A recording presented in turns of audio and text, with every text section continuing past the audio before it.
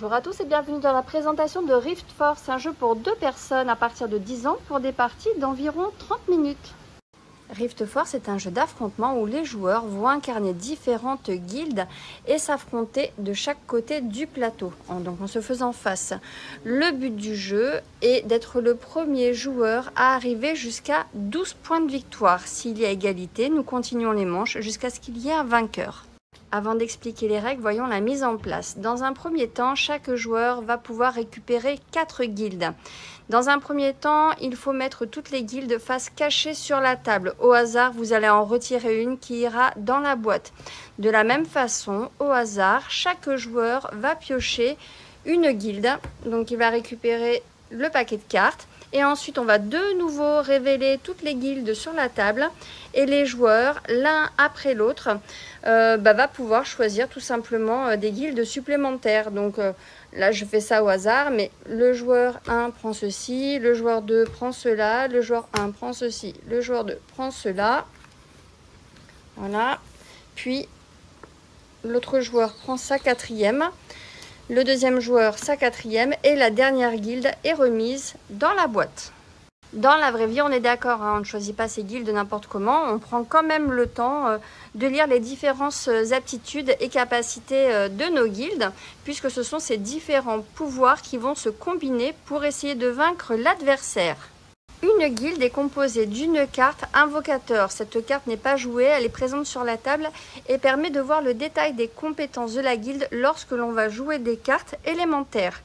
Les cartes élémentaires, donc ce sont celles-ci. Voilà, donc pour chaque guilde, nous aurons des cartes avec la valeur 7. Il y en a 2, 3 cartes de valeur 6 et 4 cartes de valeur 5. Pour finaliser la mise en place, les joueurs vont placer à côté du plateau les différents invocateurs pour pouvoir se souvenir des pouvoirs. On va ensuite récupérer toutes les cartes élémentaires que l'on va mélanger afin de constituer 2 pioches. Chaque joueur va piocher 7 cartes pour démarrer et le joueur numéro 2 va prendre la première carte de sa pioche et la placer au centre du plateau. Le joueur ayant le jeton premier joueur, donc il choisit sa couleur. Moi je suis bleu, si j'avais été jaune j'étais de ce côté-là. Donc il va pouvoir commencer la partie et il va faire une action parmi 3 actions possibles. Première action possible, c'est jouer jusqu'à 3 élémentaires de sa main. Donc ça veut dire que je vais pouvoir poser sur la table des cartes de ma main. Attention, ces cartes doivent être toutes soit de la même valeur, ou venir exactement du même clan, de la même guilde. Donc on peut poser 1, 2 ou 3 cartes à son tour. Ça veut dire jouer, mais nous n'appliquons pas les effets. Deuxième action pour le joueur, c'est l'activation. Donc toutes les cartes qui ont préalablement été posées vont pouvoir être activées. Mais là aussi c'est important, on va pouvoir activer jusqu'à 3 élémentaires. Alors pour ce faire, le joueur va devoir défausser une carte de sa main. Ça veut dire que si je jette cette carte, je vais pouvoir sur la table activer soit 1, 2 ou 3 cartes vertes ou 1, 2, 3 cartes de n'importe quelle couleur mais ayant la valeur 5. Donc cette carte est défaussée et ensuite je choisis dans l'ordre que je veux les différentes cartes. Et enfin, la dernière action possible s'appelle contrôler et piocher. Cette action n'est possible que si nous avons moins de 7 cartes en main. Donc ça veut dire que si à un moment, donc c'est à ce joueur de jouer, en face de lui, il n'y a pas de carte sur le territoire, il le contrôle parce qu'il n'y a pas d'adversaire. À ce moment-là, il va immédiatement pouvoir gagner une rift. Et cette action permet en plus de repiocher des cartes pour refaire sa main. Donc s'il ne me restait que 2 cartes, immédiatement je peux en repiocher 5. Dans Rift Force, bien entendu, au moment de faire l'action A qui est jouer une ou plusieurs cartes, il y a tout de même des règles de pose à respecter.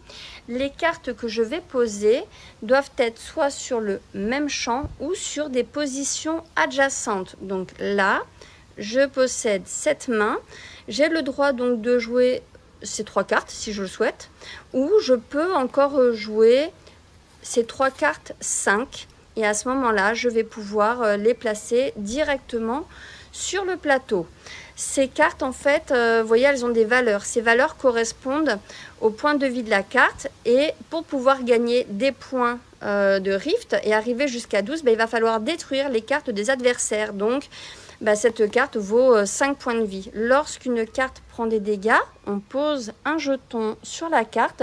Mais bien entendu, le fait de poser un jeton ne change pas la valeur de force ou de bouclier, comme vous voulez, plutôt de la carte. Donc, je reprends ma main. En fait, je vais jouer ces 2 cartes marron.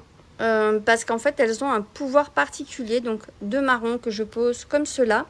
Et en fait, c'est la seule guilde qui, au moment où on joue la carte, je peux tout de suite placer un dégât sur l'ennemi de mon site. Donc l'ennemi, il est en face.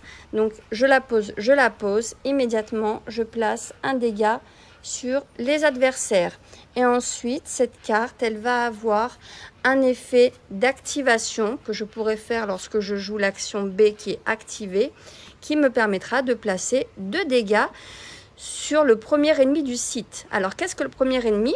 Ici, vous voyez en face, j'ai 2 cartes qui sont placées. Le premier ennemi est celui qui se trouve le plus proche du site. C'est très important parce qu'il y a beaucoup de combos en fait dans les cartes où on va pouvoir faire déplacer les cartes de l'adversaire ou les siennes. Et les cartes vont nous dire, attention, le dernier ennemi sur la table se prend 4 dégâts, bing. Et c'est comme ça que je me suis fait détruire hier. Voilà, c'était avec cette faction qui disait placer 4 dégâts sur le dernier ennemi du site s'il est déjà blessé. Et en 4 tours, je crois que Xavier avait gagné tous les points nécessaires pour gagner. Donc, à chaque fois qu'on détruit la carte d'un adversaire, immédiatement, il avance son marqueur point. Et donc, ça va être comme ça, plusieurs successions de combinaisons, de choix à faire. Est-ce que je joue 1, 2 ou 3 cartes? Est-ce que je pars sur les couleurs ou les valeurs? Sachant que lorsqu'on veut activer une carte, on est en plus, bien entendu, obligé de défausser une carte de sa main. Donc, si là, par exemple, je veux faire l'action activer, je n'ai pas de 5 sur la table, je n'ai pas de jaune sur la table, donc ce serait pas très malin de faire ça. Mais la seule carte que potentiellement je pourrais activer, c'est le 7, puisque là j'ai un 7. Donc en jetant cette carte, je peux activer celle-ci et faire le pouvoir qui est mettre 2 dégâts sur l'ennemi en face. Voilà, donc en fait Rift Force c'est bien parce que c'est un jeu qui va permettre de mélanger les guildes, de renouveler la partie, de s'affronter à 2, c'est plutôt facile et intuitif. Faut quand même aimer les maths, comme Xav dit, parce qu'il y a des calculs à faire, mais c'est plutôt rapide. Voilà, donc si vous avez des questions, n'hésitez pas, ce sera avec plaisir.